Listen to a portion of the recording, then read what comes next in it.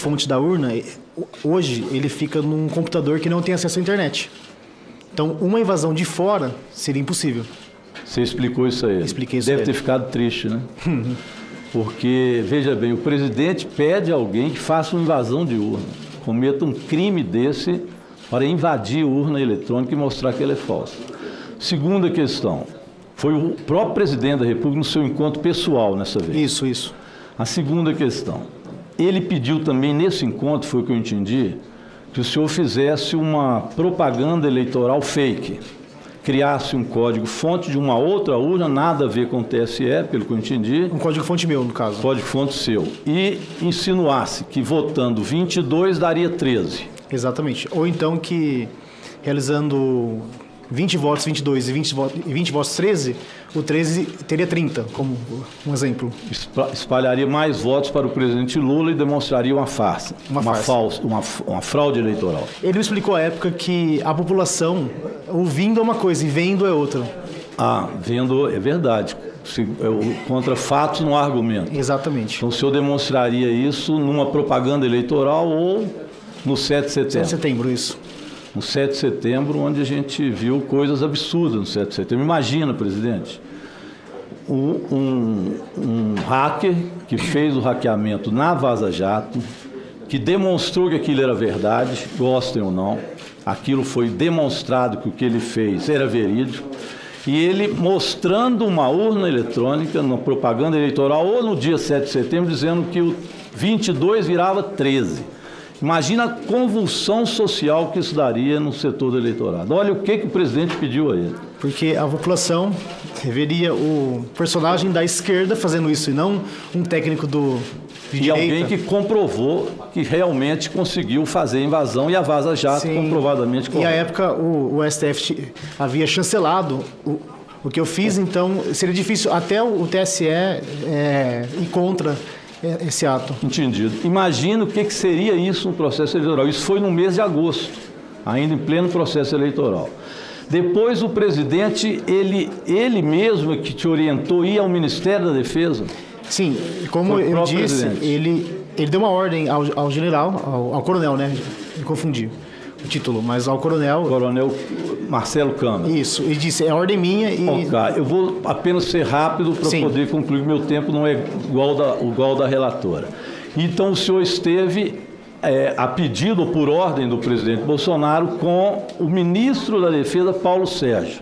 Sim. E de lá o ministro fez uma reunião, mais 4 reuniões para discutir como que se daria os questionamentos que as Forças Armadas fariam às urnas eletrônicas, segundo a concepção do senhor, que acabou sendo, na verdade, o autor disso. Exatamente. Confere.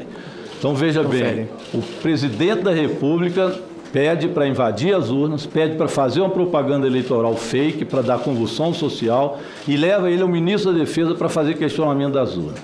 E, por fim, eu perguntaria ao senhor a questão do grampo. Então, foi solicitado ao senhor que assumisse uma autoria de grampo. Poderia já estar grampeado ou não, mas que você assumisse. Exatamente. E que esse grampo seria feito pelo GSI. Ele não falou GSI. O que ele disse à época, que eu me recordo, é que seriam agentes de outro país. Inclusive, eu relatei isso à Veja, e a Veja linkou isso ao senador Marcos Duval, por ser um senador que atuava fora do país. Então, veja os crimes que o presidente da República, cometeu, o ex-presidente da República, para tentar criar condições impróprias de votação ou até anular o processo eleitoral. Deputado Cid Gomes, isso é gravíssimo. Nunca vi algo desse tipo. Aí eu fiquei pensando, será que isso tem alguma credibilidade sobre os fatos? Aí eu queria relatar um pouco o estudo que fiz disso. Primeiro, eu gostaria até que colocasse umas fotos que eu pedi para passar. A relação do senhor com a Carla Zambelli e ter sido contratada por ela e contactada por ela foram verdadeiros. Tanto que tem a foto, o Twitter dela própria, que já foi lido pela senadora, que disse, inclusive, que ninguém ficaria em pé sobre o que viria depois, e ela anuncia, então, este encontro. Então, essa relação, podia colocar a foto, concreta com a Carla Zambelli. Tem foto, tem tudo, encontrou com ela e ela realmente fez esse pedido. Essa é a primeira questão que eu coloco com credibilidade. A segunda questão, o encontro com Bolsonaro no Palácio da Alvorada também foi verídico, nós vamos ver ali, tem fotos da revista Veja, com os horários. Não é essa, fotos da revista Veja com os horários. E depois a Carla Zambelli havia negado, pode deixar as fotos, porque não é essa não, tinha negado as fotos, a Carla Zambelli, mas depois que apareceu as fotos com a revista Veja, publicando inclusive os horários, que o senhor saiu do hotel, esteve no palácio e saiu do palácio, a própria Carla Zambelli diz que realmente ele esteve com o presidente da República. Então, veja bem, ele esteve com o presidente da República, é fato. Não é ilação, é fato, ele esteve. Depois o encontro no frango assado, o telefonema. Pode-se dizer, isso é invenção. Nem o repórter, na época, acreditou, e o repórter da Veja, eu passo a ser logo em seguida, o repórter da Veja, então ele simplesmente disse o seguinte, eu não acredito nisso, não vou publicar, mas eu vou no cartório registrar. Presidente, eu fui lá no cartório, pedi que fosse o cartório. Queria que até mostrasse aqui, esse aqui é a ata que o repórter da Veja, a reportagem da Veja, no cartório JK colocou. E ele diz isso aqui mesmo, que o senhor Walter Delgatti colocou, que foi pedido que ele assumisse o grampo. Ele falou isso ao repórter da Veja, que nesta data, no dia, se eu não me engano, 12 de agosto, tem que ver a data, viu?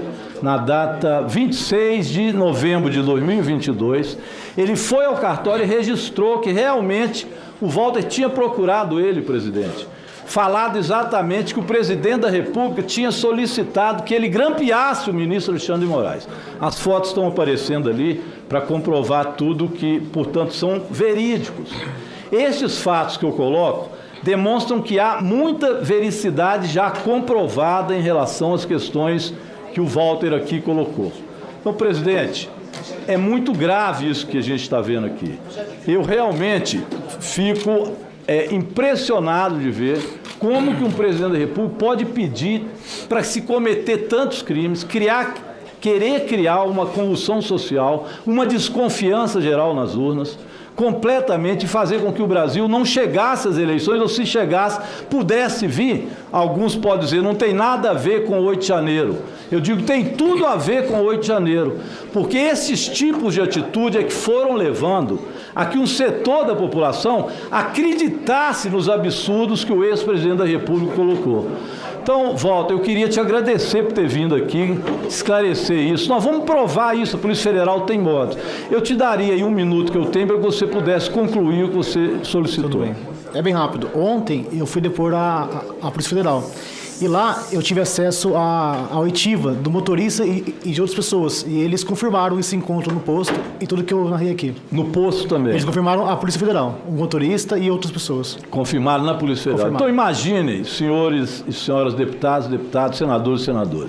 Isso é o que nós sabemos. Imaginem o que a Polícia Federal está sabendo. Eu não duvido, presidente, diante de tudo que está acontecendo agora. As contas do Mauro Cid, o telefone do ACF ontem, 4 telefones deles que foram também confiscados pela Polícia Federal, as prisões de hoje, da tal da festa da Selma. Eu realmente acho que a prisão do ex-presidente Jair Bolsonaro, ela está próxima, por fatos concretos de tentativa de golpe, corrupção e também pelo que fez durante a pandemia um verdadeiro genocídio no Brasil. Muito obrigado.